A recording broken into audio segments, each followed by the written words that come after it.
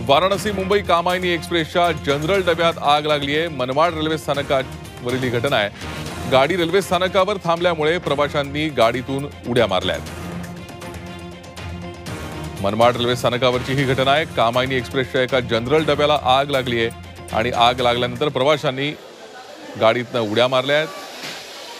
आपण या संदर्भात अधिक माहिती घेऊयात। आमचे प्रतिनिधी निलेश वाघ सध्या आपल्या संपर्कात आहेत। निलेश, सध्या काय परिस्थिती आहे? ही आग आटोक्यात आली आहे का? एकूण कशामुळे ही आग लागली, कारण समजू शकलंय का? भूषण, वाराणसी मुंबई लोकमान्य टिळक टर्मिनस ही गाडी ज्यावेळेस नांदगाव रेल्वे स्थानकावरून निघाली त्याच वेळेस गाडीचं चाक आणि ब्रेक याच्यामध्ये घर्षण झाल्याने धूर निघायला लागला। सुदैवाने या गाडीला मनमाड रेल्वे स्थानकावर थांबवा होता। या काळामध्ये प्रवाशांनी आरडाओरड केली, पण गाडी न थांबल्यामुळे प्रवाशांमध्ये घबराट निर्माण झाली आणि गाडी मनमाड स्थानकावर थांबतात प्रवाशांनी अक्षरशः गाडीतून उड्या मारल्या। सुदैवाने यात कोणीही गंभीर जखम झाली नाही। रेल्वेचे अधिकारी आणि दुर्घटना पथक तातडीने गाडीच्या जवळ हे झालं आणि याच वेळी निलेश, सध्या गाडी मनमाड स्थानकातच आहे की गाडीला पुढे रवाना करण्यात आलाय?